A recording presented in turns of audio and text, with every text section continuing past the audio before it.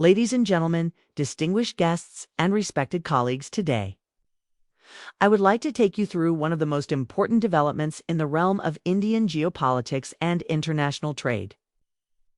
The remarks made by India's External Affairs Minister, Dr. Subramaniam Jaishankar, as he set forth India's clear red lines in negotiations concerning the India-United States trade deal. This is not just a matter of economics. It is not simply about tariffs, imports, or exports. It is about sovereignty, national priorities, and the balance of power in an increasingly complex world order. When Dr. Jaishankar spoke of red lines, he was drawing attention to principles that India considers non-negotiable in its economic and foreign policy strategy. And by doing so, he highlighted how India envisions its role in the 21st century global system. To understand the importance of Jaishankar's statement, let us first step back and look at the broader picture. The United States and India share a multidimensional relationships, economic and cultural. Bilateral trade between the two countries has grown significantly in the past decade, surpassing $190 billion in 2023. The U.S. remains one of India's largest trading partners. And India is a key partner in America's Indo-Pacific strategy. Yet, despite this growth, trade disputes have persisted. Issues like tariffs on steel and aluminum, restrictions on agricultural products, digital trade concerns, and disagreements over intellectual property rights have often come to the forefront.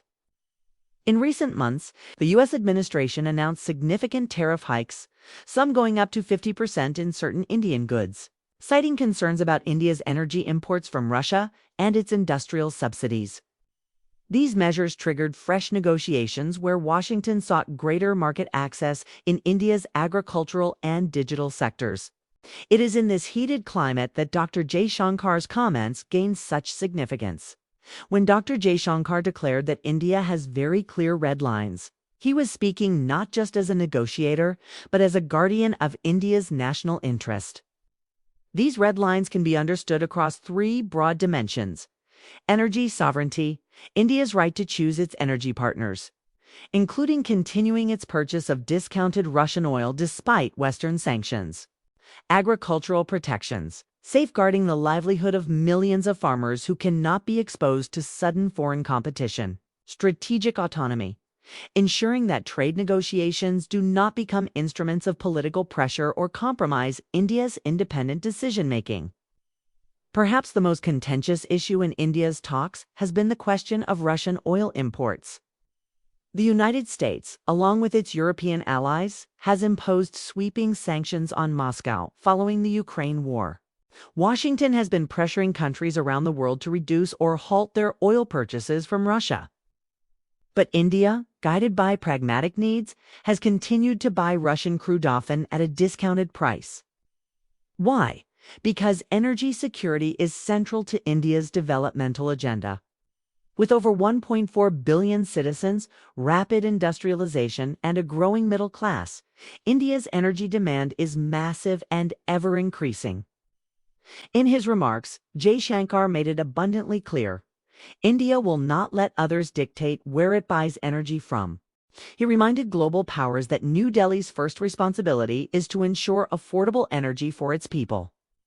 And if discounted Russian oil helps achieve that, India will continue those imports regardless of Western disapproval. This stance underscores a crucial red line. India will never compromise on its energy sovereignty. The second red line concerns agriculture.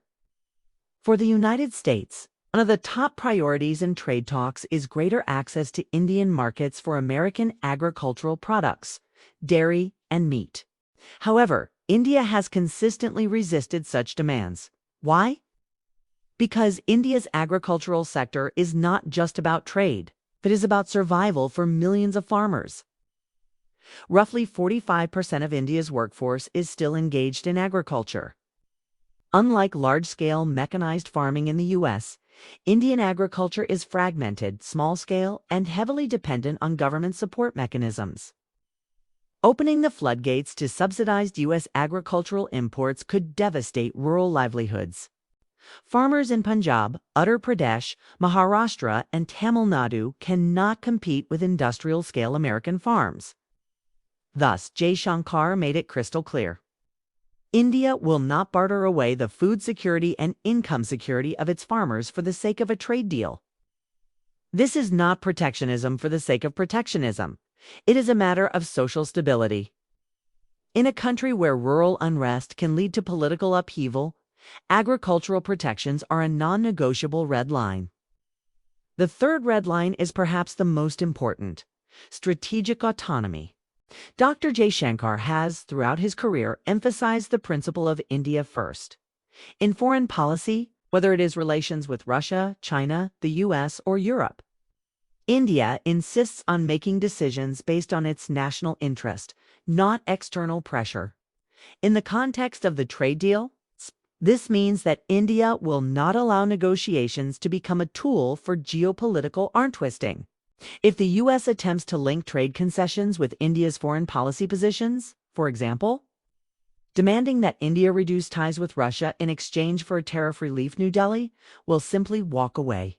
This clarity is essential.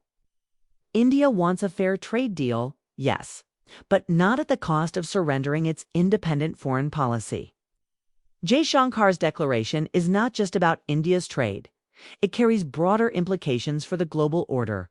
At a time when the West is facing economic pressures, inflation, and supply chain challenges, countries like India are asserting themselves with newfound confidence.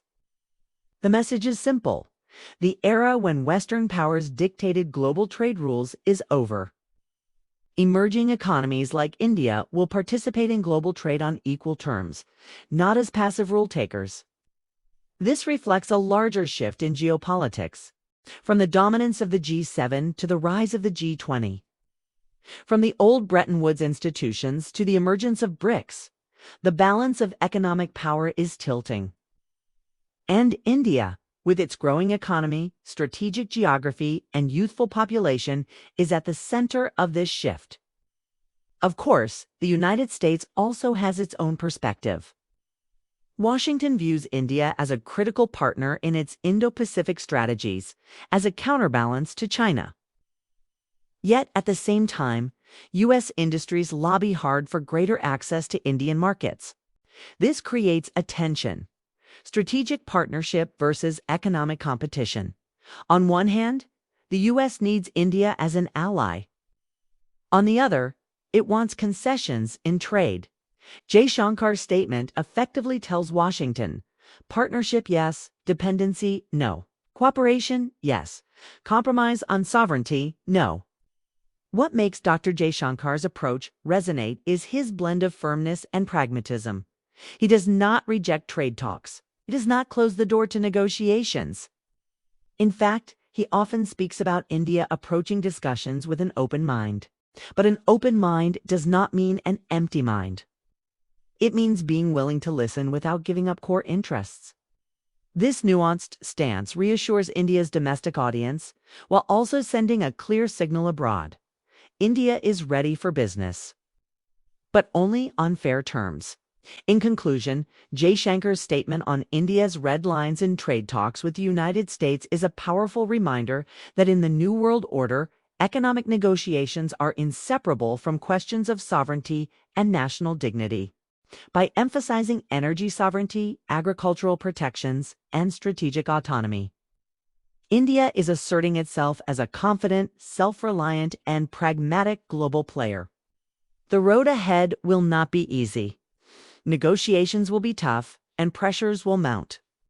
But if India remains guided by these principles, it will emerge not just as a participant in the global economy, but as a shaper of its future.